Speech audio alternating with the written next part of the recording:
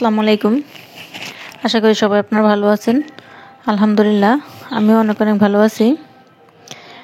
তো এই যে দেখতে পারতেছেন যে কিছু গাছ এখানে ঢেকে রাখছি। আসলে চড়ুই পাখির যন্ত্রণায় কোনো গাছই রাখতে পারি না। ছোট ছোট চারার পাতাগুলি একবারে সব খেয়ে ফেলে। কতদিন হয়েছে লাউ গাছগুলো লাগাইছি, এখনও গাছগুলো বড় হতে পারে না চড়ুই পাখির জন্য। তো যাই হোক, তো আজকে আবার কিছু বীজ বপন করলাম। আসলে সময়ের কাজ যদি সময়ে করা না যায়, তাহলে কিন্তু আমরা যারা বাগান করি এই ছোট্ট এই সময়ের মধ্যে যদি আমরা সময়ের কাজগুলি শেষ করতে না পারি, তাহলে কিন্তু আমাদের ফলন পেতে অনেকটা দেরি হয়ে যায়। তো যেমন শীতের বাগানটা এবার কিন্তু সবারই শুরু করতে অনেকটা দেরি হয়ে গেছে, যার কারণে এখন পর্যন্ত কিন্তু শীতের সবজিগুলো কিন্তু আমাদের বাগানে কিন্তু এখন পর্যন্ত আছে বলতে এখনও কিন্তু অনেকটাই মনে হয় আর এই ফেব্রুয়ারি মাসটা অনেকটাই সময় লাগবে আর কি। ফেব্রুয়ারি মাসটা পুরোই লাগবে। তো এখন যদি আমাদের টবগুলি সব খালি হয়ে যেত, তাহলে কিন্তু আমরা গরমের সবজিগুলি সুন্দর মতো কিন্তু এখন লাগা দিতে পারতাম। তারপরও যাই হোক, যার যতটুকুই খালি হয় সেই বেডগুলো ফেলে না রেখে খুব দ্রুত এগুলোর প্রসেসিং করে রেডি করে, তাহলে কিন্তু আমরা কিন্তু এখনই কিন্তু গরমে যে কিছু কিছু সবজি আছে একটু একটু করে যে বেডটা খালি হবে সেটার মধ্যে আমরা লাগিয়ে দিতে পারি। কারণ সময়ে যদি আমরা কাজগুলি না করি, দেখা যায় যে তখন বিচিগুলো উঠতে দেরি হবে। দেরি হওয়ার কারণে তখন আমাদের যেই সবজিটা আমরা করব বা পাবো সেটা পাইতে দেরি হবে।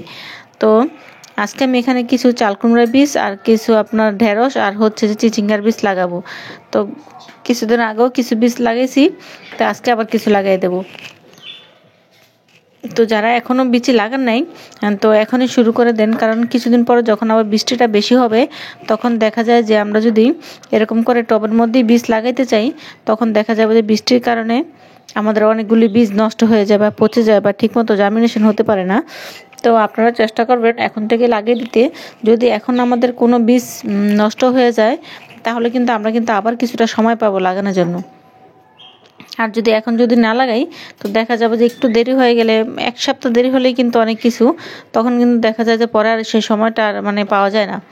তো এখন এই বীজগুলা একটু শক্ত বীজ, যদি কেউ পারেন একটু ভিজিয়ে নেবেন। ভিজিয়ে নিলে অনেকটা ভালো হয়। তো আমি আজকে ভিজিয়ে নেই, সরাসরি রোপণ করে দেব। তো একটু রোপণ করে দেওয়ার পরে একটু ছায়ার মধ্যে রাখতে হবে, একটু কাপড় নেটটা উপর দিয়ে রাখবো। আর একটু সেচ ব্যবস্থা ভালো থাকলে, পানিটা যদি ঠিকঠাক মতো দেওয়া যায়, তাহলে কিন্তু আমরা কিন্তু ইনশাল্লাহ আশা করি যে বীজটা হয়ে যাবে। আর আমার এই বালতির মাটিটা এখন পর্যন্ত ভিজা আছে, কারণ এখানে যেহেতু আমি মাটি নিচে অনেক কিছু দিছি, তা আমি সবসময় একটু একটু করে পানি দিতাম এটার মধ্যে, যাতে আমার নিচে যে সবজি খোসাগুলি আছে সেগুলো যাতে পচে যায়। তো আপনারাও চাইলে এরকম করতে পারেন। আর চাল কুমড়া কিন্তু বীজগুলো কিন্তু অনেক শক্ত হয়, চাল কুমড়া চিচিং এগুলোর বীজ কিন্তু অনেক শক্ত হয়। তো যদি পারেন একটু ভিজিয়ে দিবেন, ভিজিয়ে দিলে একটু ভালো হয় বেশি আর কি।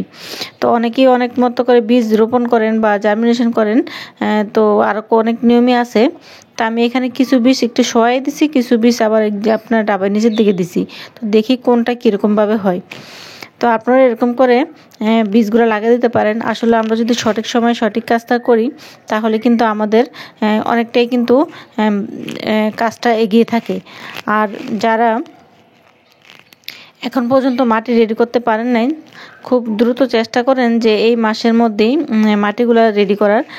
কারণ এখন তো যদি মাটি, যেমন আমার এই যে টবগুলি দেখতে পারতেছেন, আমার একটা টব যখনই আমি দেখি যে না এখানে আর কিছু রাখা যাবে না, যা আমার আগের যে সবজিটা ছিল সেটা নষ্ট হয়ে গেছে, তখন কিন্তু আমি দেরি করি না, সাথে সাথে আমি মাটিটা একটা দিনের জন্য শুকাতে দিই।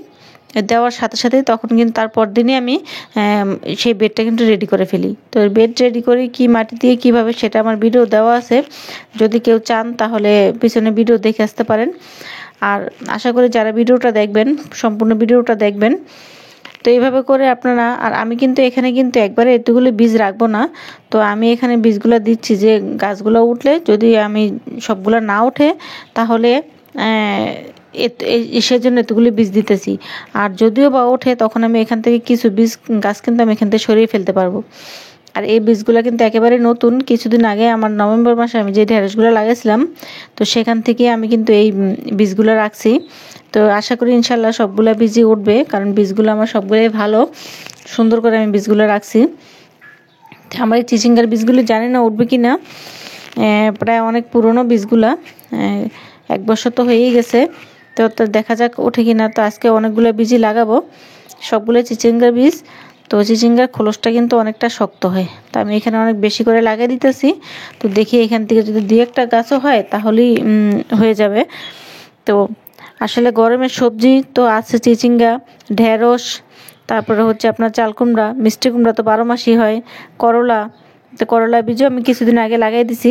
তো এইভাবে করে আপনারাও বীজগুলো সব লাগাই দিবেন।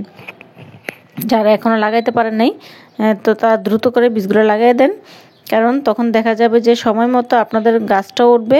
1 মাস 1.5 মাসের মধ্যে আপনাদের গাছটা রেডি হয়ে যাবে। আর যদি আমরা একটু দেরি হয় তাহলে দেখা যায় যে সামনের দিকে গিয়ে আমরা ফলনটা পেতে আমাদের অনেকটা দেরি হয়ে যায়। তখন অনেকটা বৃষ্টি আসে, বৃষ্টির কারণে গাছ নষ্ট হয়ে যায়, বীজ নষ্ট হয়ে যায়, তখন একটু সমস্যা হয়ে যায়। আর এখন যেহেতু গরম পড়া শুরু হয়ে গেছে, সুন্দর একটা সময় আছে, এই সময়টার মধ্যে আমাদের এই কাজগুলো করে ফেলতে হবে। আরও বাগানের অনেক টুকিটাকি কাজ থাকে, যাদের আছে তারা টুকিটাকি কাজগুলো করে ফেলবেন, কারণ ফল আছে যে গাছগুলি সেগুলি তো আর তুলে ফেলা যাবে না। তো ফল ছাড়া যে গাছগুলো আছে সেগুলি আমরা তুলে ফেলার চেষ্টা করব। তো এখানে আমার এই যে সিম গাছগুলো বলছিলাম আপনাদের সাথে যে কিছুদিন পরে আমি এই সিমগুলো গাছগুলো উঠিয়ে ফেলবো। তো আজকে অনেকগুলো সিমই হারভেস্ট করব। তো দেখি কতটুকু কী করা যায়। এগুলো উঠিয়ে ফেললে হয়তো বা দেখা যাবে যে অল্প কিছু সিম এখানে থাকবে।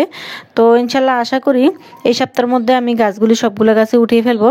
এখানে আর সিম গাছগুলি রাখবো না, 2টা বেড আছে, এই 2টা বেড আমি খালি করে ফেলবো। তো এইভাবে করে আপনাদের যাদের এখনও সিম গাছ উঠান নাই, তো আশা করি সিম গাছ এখন আর রাখার কোনো দরকার নাই। যাদের গাছে আমার মতো এরকম সিম আছে, আমার গাছের মতো সিমগুলো হারভেস্ট করে তারপরে কিন্তু আপনারা বেডটা কিন্তু সুন্দর মতো খালি করে নিতে পারেন, কারণ এখনই আমাদের এই বেডগুলি রেডি করতে হবে। আর যাদের আরও বড় বাগান আছে তারা তো অবশ্যই অনেক কিছু গুছিয়ে ফেলছেন, কারণ তারা তো অবশ্যই বোঝেন যে কীভাবে সব কিছু করতে হবে। আসলে যারা খুব ছোট বাগানি বা যারা খুব নতুন করে করতে চান তাদের জন্য এগুলি সব বলা। তো যাই হোক, আজকে আমি এই সিমগুলো হারভেস্ট করলাম।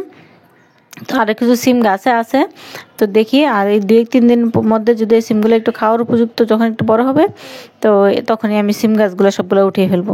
তো এইভাবে করে আমরা একটু একটু করে যদি কাজ এগিয়ে রাখি তাহলে দেখা যায় যে আমাদের একসাথে আর খুব চাপটা নিতে হয় না। ছোট ছোট কাজগুলি, একটা বেড খালি হলে একটা বেডই আমরা রেডি করে ফেলবো। তো 3-4টা যদি একসাথে আর যদি আমরা যদি করতে যাই, ধরতে যাই, তখন কিন্তু সময়েরও অপচয় হয় আর একটু কষ্টটাও পরিশ্রমটাও বেশি হয়ে যায়। সেজন্য অল্প থাকতেই করলে কাজটা কিন্তু খুব সহজ হয়ে যায়। তো এখানে কেরালা সিমগুলো অনেকটা বড় হয়ে গেছে। তা আসলে কি, যে সিজনে যে সবজি সেটা কিন্তু তখনই ভালো লাগে, এখন কিন্তু সিম তেমন একটা ভালো লাগে না। তো যাই হোক, আজকেও কিছু বীজ লাগানো আপনাদের সাথে শেয়ার করলাম। প্রতিদিনই কিছু না কিছু বীজ এখন লাগাইতেছি, আপনাদের সাথে শেয়ার করতেছি। যদি কারো ভালো লাগে, আমার ভিডিওটা যদি দেখে কারো কোনো উপকারে আসে, সবাই লাইক কমেন্ট শেয়ার করে দিবেন। আর নতুন যারা আছেন তারা সাবস্ক্রাইব করে নেবেন। আর পুরান যারা আছেন সাবস্ক্রাইব করে ফেলছেন তাদেরকে তো অসংখ্য অসংখ্য ধন্যবাদ। তো আপনার ভিডিওটা ভালো লাগলে সবাই একটু শেয়ার করে দিবেন। তো যাই হোক, আজকে আর ভিডিওটা বাড়াবো না। তো আমার যতটুকু আমি করি আপনার সাথে শেয়ার করি। তো এই যে লাউ গাছটা দেখতে পারতেছেন, এটাও মনে হচ্ছে আর তেমন একটা ভালো হবে না। অনেকগুলো লাউ আসছে কিন্তু লাউগুলি বড় হইতেছিল না। তো যাই হোক, আজকে আমি গাছটা উঠিয়ে একবারে মাটিগুলো রেডি করে ঢেলে বেডটা আমি রেডি করে ফেলবো। তো এখানেও আমার দেখা যাবে যে আজকে একটা কাজ হয়ে যাবে। তো এরকম ছোট ছোট করে আপনারাও আপনাদের কাজগুলি গুছিয়ে ফেলেন, আর সময় মতো একটু ঠিক মতো বাগানটা আপনারাও গুছিয়ে ফেলার চেষ্টা করেন, কারণ বৃষ্টির দিন আসলে অনেকটাই কিন্তু সমস্যা হয়ে যায় মাটি রেডি করা নিয়ে। তো সবাই বাগান করেন, সবাই ভালো থাকেন। আল্লাহ হাফিজ।